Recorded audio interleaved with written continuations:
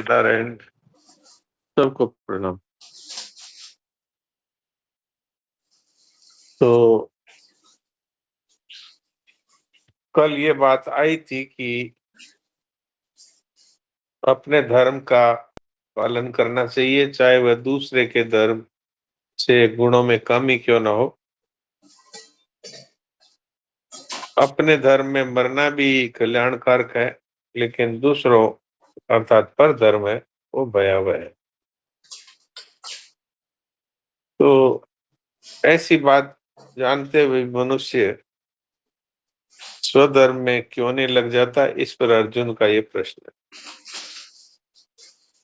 अर्जुन उवाच अथ केन प्रयुक्तोऽयं पापं चरति पुरुषः अनिच्छन्नपि वार्ष्णे बलादिव नियोजितः। ये वार्ष्णेय, फिर ये मनुष्य न चाहता वह भी जबरदस्ती लगाए हुए की तरह किससे प्रेरित होकर पाप करता है। तो भगवान कहते हैं कि विचारवान पुरुष पाप नहीं करना चाहता, क्योंकि विचार के द्वारा ये बात समझ में आती है कि पाप का परिणाम दुख है और दुख कोई प्राणी नहीं चाहता। अर्थात उसकी इच्छा नहीं है पाप करें, लेकिन फिर भी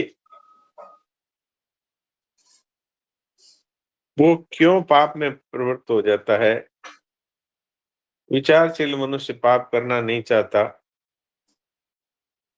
तो वो क्या है जिसके कारण से वो पाप कर बैठता है। जैसे कोई बलपूर्वक उसे पाप में लगा देता है, तो वो पाप में लगाने वाला बलवान कारण क्या है। तो भगवान उत्तर देते हैं आगे के श्लोक में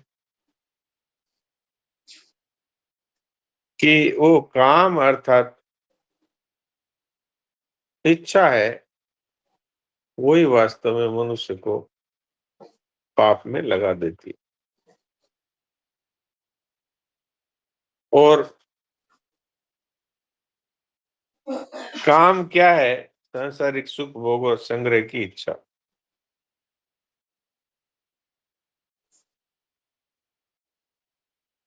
जब तक सांसारिक सुख भोग और संग्रह की इच्छा रहेगी, तब तक पाप होते ही रहेंगे। भगवान उत्तर देते हैं काम एष क्रोध एष रजोगुण समुद्भवः महासनो महापाप्मा विद्येनमेव वैरिणम्।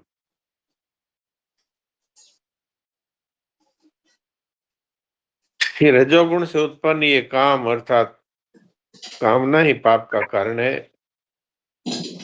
ये कामना ही क्रोध में परिणित होती है, और ये कामना है ये कभी तृप्त न होने वाली है। इसलिए यही इस विषय में हमारी शत्रु है। कहीं पर कामना से रजोगुण उत्पन्न होता है ऐसा बताया है, और कहीं पर कहते हैं रजोगुण से कामना उत्पन्न होती है। इसका तात्पर्य है कि दोनों एक दूसरे को बढ़ाने वाले हैं। कामना करेंगे तो पाप में प्रवृत्ति होगी, आसक्ति से रजोगुण उत्पन्न होता है, रजोगुण से आसक्ति उत्पन्न होती है, अर्थात दोनों एक दूसरे को पुष्ट करने वाले। तो कामना का जो बोलचाल का स्वरूप है वो है मैं चाहूं जैसा हो जाए, मेरी मनचाही हो। यही वास्तव में साधारण भाषा में ये परिभाषा है काम की। अर्थात इच्छा कह दे, चाहे कामना कह दे, चाहे तृष्णा कह दे,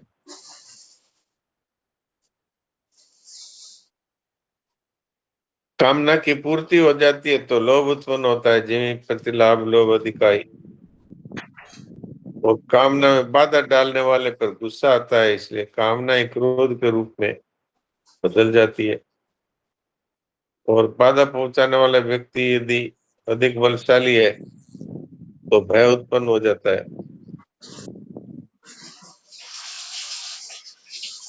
ये रजोगुण से उत्पन्न होने वाला ये जो काम है, यही मनुष्य का वैरी है और इसकी तृप्ति कभी होती नहीं। एक कामना उत्पन्न होती है, वो अगर पूरी भी हो जाए तो फिर दूसरी अनेक कामनाएं उत्पन्न हो जाती है। तो ये कामना संपूर्ण पाप, संताप, दुख आदि की जड़ है। काम अचत सुख सपने हो नहीं। कामना वाला व्यक्ति और सपने में भी रोता है। हम लोग देखते हैं ना, कोई व्यक्ति रो रहा है नींद में, तो उसको दुख मिटाने का उपाय है उसको जगा दो। जो सपना देख रहा है, सपने में भी वो कोई चीज चाहता है, वो उसको मिलती नहीं, तो सपने में भी रोता है। नाशवान पदार्थों की इच्छा यही कामना कहलाती है। कोई कोई ये पूछते हैं कि ये भगवान को प्राप्त करने की इच्छा है, ये भी तो एक इच्छा ही है। हाँ, ये वास्तव में इच्छा नहीं है। इच्छा जो सांसारिक वस्तुओं की, परिस्थितियों की, सांसारिक पदार्थों की जो इच्छा है, वही वास्तव में इच्छा कही जाती है। भगवान की प्राप्ति तो हमारी वास्तविक आवश्यकता है। तो आवश्यकता और कामना में फर्क यह है कि आवश्यकता हमेशा पूरी ही होती है और कामना कभी भी पूरी होती ही नहीं। एक कामना अगर पूरी होती दिखती है तो दूसरी बड़ी कामना पैदा हो जाती है। जो 10 20 50 भय से तो हो, 1000 तो लाख मंगेगी। कोटि अरब करब भय, पृथ्वी पति होने की चाह जगेगी। स्वर्ग पताल को राज मिले, तृष्णा आदि की अति आग लगेगी। सुंदर एक संतोष बिना सठ, तेरी तो भूख कबू न भागेगी। महाराज जी ये बोलते थे बहुत बार।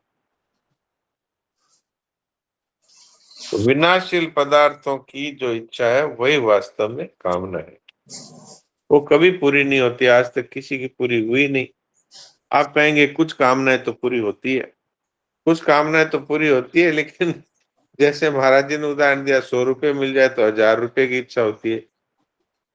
जो 10 20 50 भय से तो 1000 तो लाख मांगेगी, ऐसे बढ़ती रहती है। इसलिए वास्तव में परमात्म प्राप्ति की इच्छा है, वो वास्तव में वास्तविक आवश्यकता है, जो परमात्मा के प्राप्ति होने पर फिर सदा के लिए पूर्ति हो जाती है। इसी प्रकार सेवा है, सेवा की इच्छा है, वो कामना नहीं कहलाती। तत्व ज्ञान की इच्छा है, वो कामना नहीं कहलाती। भगवत प्रेम की इच्छा है, वो कामना नहीं कहलाती, क्योंकि वो वास्तव में हमारी आवश्यकता है, हमारी भूख है, जिसके लिए हमको मनुष्य भगवान ने बनाया है। वो है हमारी वास्तविक आवश्यकता। तो आवश्यकता की हमेशा पूर्ति होती है और कामना की कभी पूर्ति नहीं होती। और कामना का संबंध है वो फल की प्राप्ति के साथ है ही नहीं, क्योंकि फल प्राप्त होता है कर्मों से, कामना से नहीं। अगर कामना से धन मिलता तो कोई दरिद्र रहता ही नहीं। अगर कामना से मनुष्य के रोग नहीं आते तो कोई रोगी होता ही नहीं। जीवन मुक्त महापुरुष है, वो जीना भी नहीं चाहता, फिर भी वो अमरता का अनुभव करता है। और सांसारिक मनुष्य जीने की इच्छा रखते हुए सब मरते हैं। हमारे न चाहते हुए भी निंदा अपमान होता है और न चाहते हुए भी प्रशंसा होती है। इससे सिद्ध हुआ कि सांसारिक परिस्थिति या वस्तु व्यक्ति की प्राप्ति है, इसमें हमारे कामना का कोई रोल नहीं है। वो तो भगवान के मंगलमय विधान से अथवा प्रारब्ध से कामनाएं पूर्ति होती है, अपूर्ति भी होती है।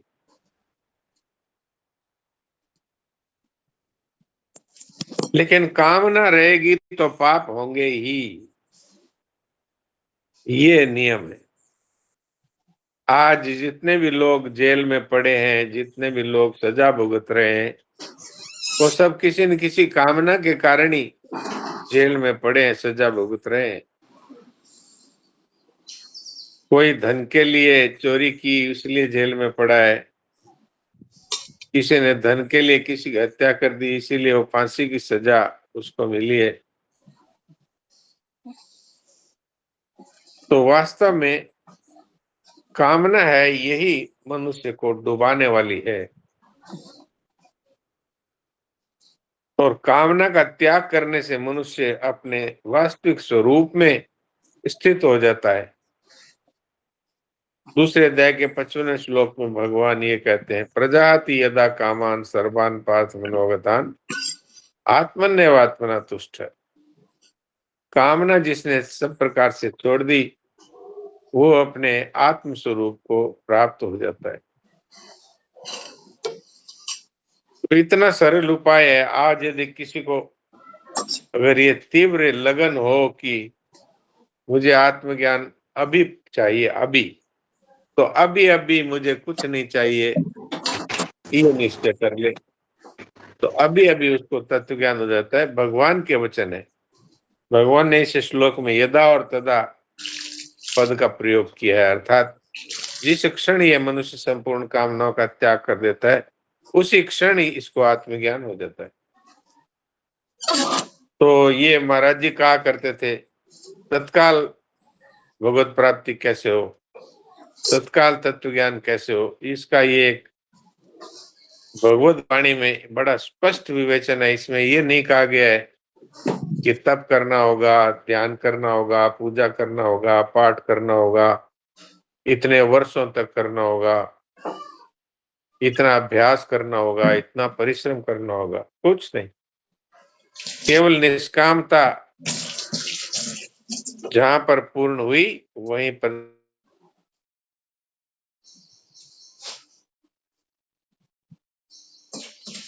वास्तव में हम लोग एक भूल से ये बात कहते हैं कि इच्छाओं का त्याग बड़ा कठिन है। महाराज जी ने स्पष्ट करके बताया है कि कामनाओं की पूर्ति तो असंभव ही है, तो फिर कामनाओं का त्याग करना है, वो तो उससे सुगम ही हुआ। अगर आपको कामना का त्याग करना कठिन है, तो कामना की पूर्ति तो असंभव ही है, तो असंभव से तो कठिन है, वो सुगम ही पड़ा।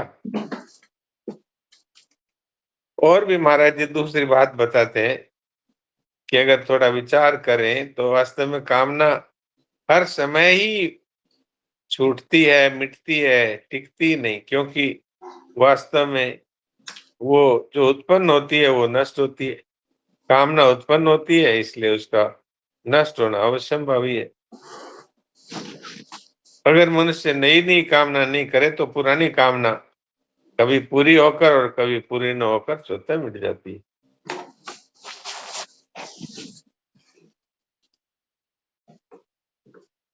अब सरलता के लिए महाराज जी ने ये बात भी बताई है कि कामनाओं के चार भेद है। एक शरीर निर्वाह मात्र की इच्छा, इसको पूरा कर दो। और जो कामना न्याय युक्त है, व्यक्तिगत है, पर हमसे वो हमारी सामर्थ्य के बाहर है, उसको भगवान के अर्पण कर दो। जैसे अभी गाय कट रही है, अभी इसको मिटाना हमारे हाथ में नहीं है, तो भगवान के समर्पित कर दो। और दूसरों की न्याययुक्त कामना पूरी करो। दूसरों की कामना पूरी करने पर हमारे में कामना त्याग की सामर्थ्य आती। तो ये सब उपाय हम लोग काम में ले सकते हैं। नारायण नारायण नारायण। कोई विशेष बात हो तो चलाइए।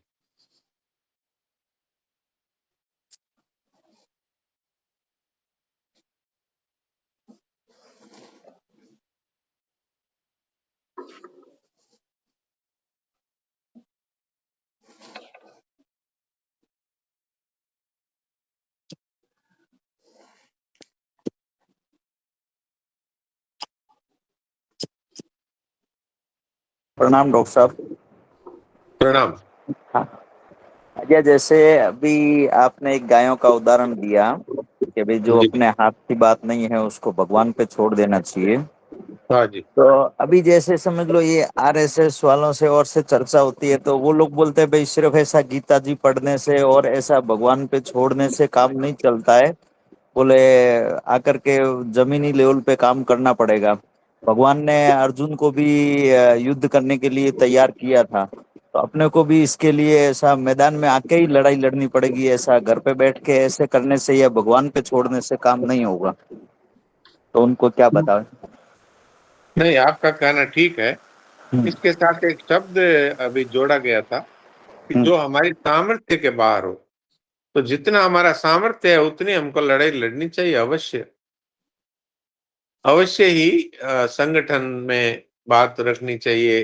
जो जनप्रतिनिधि हैं, एमएलए एमपीज हैं, उनके सामने ये बात रखनी चाहिए। सरकार पर इस तरह का दबाव डालना चाहिए कि वो संसद में एक कानून पास करे कि गौ है वो उसको राष्ट्र माता घोषित किया जाए, और गो हत्या पर स्वतः ही प्रतिबंध हो जाएगा, क्योंकि राष्ट्रीय पक्षी को मारना जैसे पाप है, ऐसे राष्ट्र माता को मारना पाप है। तो ये आपने बिल्कुल ठीक कहा। पर वो महाराज जी ने तो इसके साथ ये शब्द जोड़ा है कि जो हमारी न्याय युक्त मांग है पर हमारे सामर्थ्य के बाहर है।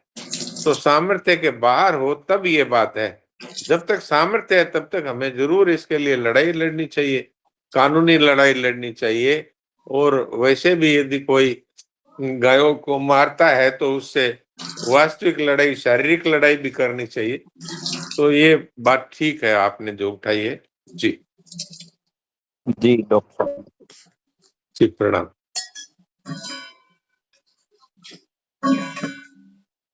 बाकी उन्होंने डॉक्टर साहब ये बात तो ठीक नहीं कि गीता खाली गीता पढ़ने से नहीं होता। भाई गीता तो पढ़ना अच्छी बात है, बाकी वो साथ साथ वो भी काम करना अच्छी बात है, यही बात हुई ना।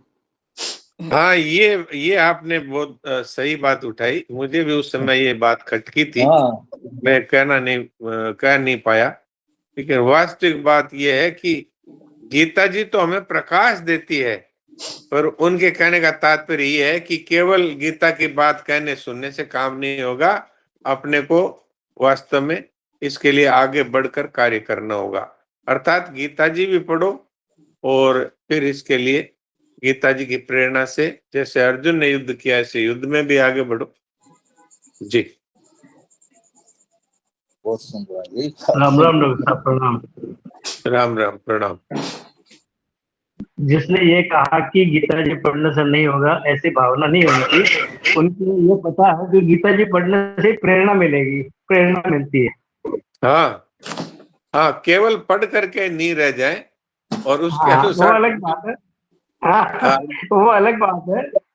हाँ, अर्जुन ने जैसे युद्ध किया ऐसे अपने को भी विचारिक वैचारिक युद्ध अथवा वास्तविक युद्ध भी करना पड़े तो गाय की रक्षा के लिए लोगों ने अपना जीवन भी होम दिया था।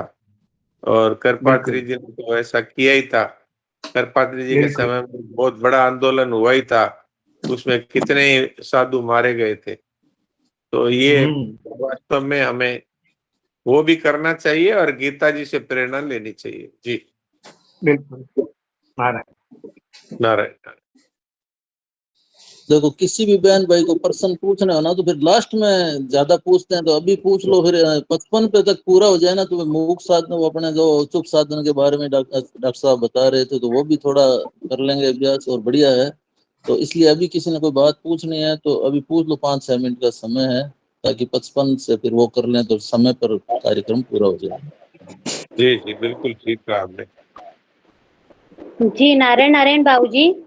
बाबूजी, नारायण। एक सवाल ऐसे आता है, अभी भगवान जी के लिए अगर प्राप्त करने के लिए हम जो भी इच्छा करते वो इच्छा नहीं है, ऐसे बताए।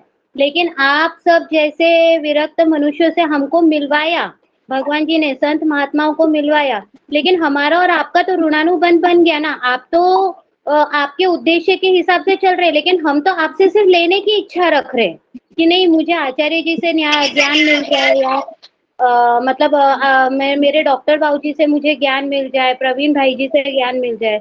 तो फिर ये लेना लेना नहीं हुआ क्या बाबूजी? इसको फिर मैं निष्काम कर्म में कैसे वो करूंगी, मैं मतलब कैसे पे बैक करूंगी उसको? वाह वाह, आप तो बहुत गहराई में जाते हैं। ये वास्तव में हमारी खुद की वस्तु है जो हम ले रहे हैं। परमात्मा की प्राप्ति है, सेवा है, आत्मज्ञान है, परमात्मा का प्रेम प्राप्त करना है। ये वास्तव में किसी मनुष्य की देन नहीं है, ये हमारा स्वयं का, ये स्वयं की भूख है, ये आवश्यकता है। भगवान ने इसीलिए मनुष्य जीवन दिया है। इसलिए जो इस बारे में कुछ जानता है वो भी भगवान से ही इसको प्राप्त करके वितरित करता है, अपने पास से वो कुछ नहीं देता, और इससे ऋणानुबंध नहीं होता, क्योंकि ये वास्तव में उनका खुद का सामान है ही नहीं। किसी के पास भी ये सामान अपना नहीं है। ये जो भी परमात्मा तत्व के बारे में जो बातें कही गई है वो भगवान की बताई हुई है। तो भगवान की बताई हुई बातें हैं, वो आपस में हम लोग एक दूसरे के साथ जब वितरित करते हैं तो परस्परम भावी अंतः श्रेय परमो अक्षतः, इस श्लोक के अंश के अनुसार परम कल्याण की प्राप्ति का ये उपाय है। तो ये संतों से मिला है और फिर संतों के द्वारा ही सब में वितरित किया जाता है, और भगवान से मिला है संतों को और संतों के द्वारा हमें मिल रहा है। तो इसमें किसी प्रकार का ऋण नहीं रहता, ये बात है जी। बहुत सुंदर। नारायण कह नारायण सकते बाबू। हैं मूल में, ऐसा भी प्रणाम। कह सकते हैं मूल में कि भगवत भाव और उसका भगत भाव का ही उद्देश्य ये कामना में नहीं आता। हाँ सही बात। ये कामना में आता ही नहीं है। भगवत हाँ भाव जी हो और उद्देश्य भी वही हो, तो ये जी। कामना नहीं है। हाँ ये नारायण। वास्तविक आवश्यकता है, ये बात, ये कामना नहीं है। हाँ किसी प्रकार का स्वार्थ सिद्ध करना हो तो वो कामना में आता है, पर ये तो परमार्थ है, ये तो भगवान का दिया हुआ सामान है, सबके लिए समान रूप से ये मिलता है। हाँ जी जी जी जी। ठीक बोला आप। डॉक्टर साहब, कामना संबंधी विशेष बात में तो बहुत मतलब जोर देके स्वामी महाराज ने कड़ाई से लिखा, कामना संपूर्ण पापों, संतापों, दुखों आदि की जड़ है। कामना व्यक्ति को जागृत में सुख मिलना तो दूर रहा, सपन में भी सुख नहीं मिलता। कितनी बड़ी बात। बिल्कुल बिल्कुल। आपने देखा है ना, कई लोग सपने में भी रोते हैं, तो उनको जगाया जाता है, क्या हुआ क्या हुआ, तो फिर वो अपना दुख बताते हैं कि मुझे सपने में ये चीज मेरी इच्छा के विरुद्ध हो रही थी, इसलिए मैं रो रहा था। तो कामना है वो मनुष्य को रुलाती है, ये बात। नारायण। और जी नारायण। हाँ नारायण नारायण बोलो। डॉक्टर साहब कुछ आप कह रहे थे, आप उसको कंप्लीट कर दीजिए पहले। मेरा काम हो गया, मैंने बता दिया, अब बोलिए आप।